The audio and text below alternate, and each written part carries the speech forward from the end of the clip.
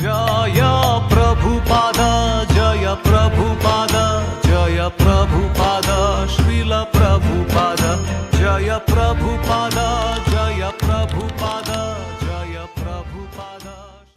ശ്രീല പ്രഭുപാദ് ഒരു ലെറ്ററിൽ എഴുതിയതാണ്. ആ ലെറ്ററിൽ ശ്രീല പ്രഭുപാദ് പ്രസാദത്തിനെ കുറിച്ച് പറയുന്നുണ്ട്. പ്രസാദം എങ്ങനെയാണ് നമ്മൾ കുക്ക് ചെയ്യേണ്ടത്, അല്ലെങ്കിൽ എങ്ങനെയാണ് ഡിസ്ട്രിബ്യൂട്ട് ചെയ്യേണ്ടതെന്നൊക്കെയുള്ള കാര്യങ്ങൾ പറയുന്നുണ്ട്. അപ്പം ചില ഡിവോട്ടി നമ്മൾ ഈ ലെറ്റർ ബുക്കിൽ പ്രഭുപാദിന്റെ ആൻസേഴ്സ് മാത്രമേ നമുക്ക് കാണാൻ പറ്റുള്ളൂ. പ്രഭുപാദിനോട് എന്ത് ചോദ്യം ചോദിച്ചിട്ട് അത് ചോദ്യം നമുക്ക് കാണാൻ പറ്റത്തില്ല, ആൻസേഴ്സ് മാത്രമേ കാണാൻ പറ്റൂ. ആ ആൻസേഴ്സിൽ നിന്ന് നമുക്ക് ഊഹിക്കാൻ പറ്റും എന്ത് ചോദ്യമായിരിക്കും ചോദിച്ചേക്കുന്നത്. അപ്പോൾ ഏതൊരു ഡിവോട്ടി പ്രസാദം ഒരുപാട് വേസ്റ്റ് ആവുന്നുണ്ട് എന്നുള്ള രീതിയിൽ ഇങ്ങനെ പറഞ്ഞപ്പം പ്രഭുപാദിന്റെ ആൻസർ കൊടുത്തത്, വൈദിക സംസ്കാരത്തിൽ നമ്മൾ ഒരിക്കലും പ്രസാദം വേസ്റ്റ് ആക്കാനായിട്ട് പാടില്ല എന്നുള്ള കാര്യം പറയുന്നു.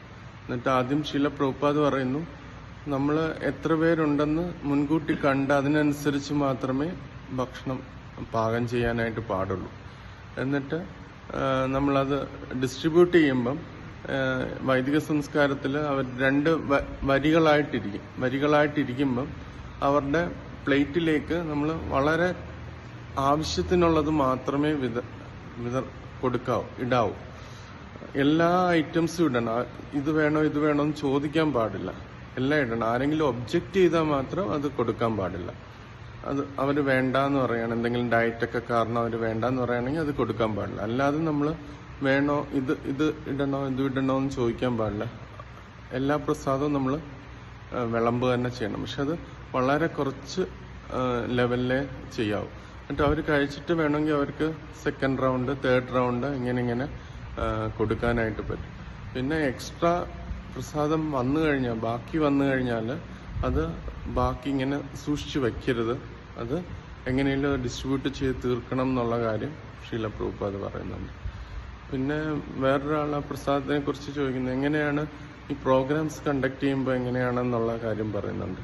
പ്രഭുപാദിനെ കുറിച്ച് പറയുന്നത്, നമ്മുടെ ഒരു കൃഷ്ണ കോൺഷ്യസ് പ്രോഗ്രാം എന്ന് പറഞ്ഞാൽ ആദ്യം ഈ ഫിലോസഫി ബുക്സിനെ ബേസ് ചെയ്ത് ഫിലോസഫി പറയണം. ആദ്യം കീർത്തൻ, ചാൻഡിങ്, ഡാൻസിങ്, ഇതാണ് പ്രഭുപാദ് ആദ്യം പറഞ്ഞത്. ചാൻഡിങ്, ഡാൻസിങ്, പിന്നെ ഈ ഫിലോസഫിയെ കുറിച്ച് സംസാരിക്കണം. ഫിലോസഫിയെ സംസാരിച്ചതിന് ശേഷം ക്വസ്റ്റ്യൻ ആൻസേഴ്സ് വേണം. ക്വസ്റ്റ്യൻ ആൻസർ കഴിഞ്ഞിട്ട് അവർക്ക് പ്രൊഫ്യൂസായിട്ട് പ്രസാദം കൊടുക്കുകയും ചെയ്യണം. പക്ഷെ ഇത് കഴിഞ്ഞിട്ട് ഒരു ഐറ്റവും കൂടെ പ്രഭുപാദ് പറയുന്നുണ്ട്, നമ്മൾ ബുക്സുകളെ കുറിച്ച് പറയണം എന്നുള്ളത്. ബുക്സുകളെ കുറിച്ചുള്ള കാര്യം അതിൽ പറയണം. അത് പർച്ചേസ് ചെയ്യാനായിട്ട് അവരോട് റിക്വസ്റ്റ് ചെയ്യണം എന്നുള്ള കാര്യം പ്രഭുപാദ് പറയുന്നുണ്ട്. പിന്നെ വേറൊരു സ്ഥലത്ത്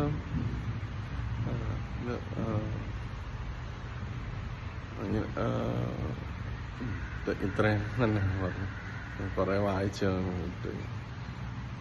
ഇത് പ്രഭുപാദ് എല്ലാ കാര്യത്തിലും ഇത് പല സന്ദർഭത്തിൽ ഇത് ഒരു എക്സാമ്പിൾ പ്രഭുപാദ് പറയുന്നുണ്ട്.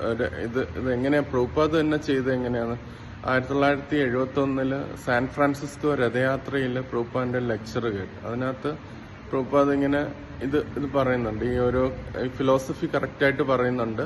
അതിനുശേഷം പ്രഭുപാദ് പറയുന്നുണ്ട്, അപ്പോൾ ഇറങ്ങിയ ബുക്കാണ് ടീച്ചിങ്സ് ഓഫ് ലോർഡ് ചൈതന്യ. ഈ പ്രസാദം ഉണ്ട്, അതെല്ലാം കഴിക്കണം എന്ന് പറഞ്ഞിട്ട് പ്രഭുപാദ് പറഞ്ഞു, ടീച്ചിങ്സ് ഓഫ് ലോർഡ് ചൈതന്യ എന്ന് പറഞ്ഞ ബുക്കുണ്ട്, അത് വളരെ നല്ല ബുക്കാണ്, നിങ്ങൾ പോകുമ്പോൾ ഒരു കോപ്പി മേടിച്ചിട്ട് പോകണം എന്നിങ്ങനെ പ്രഭുപാദ് തന്നെ പറയുന്നുണ്ട്.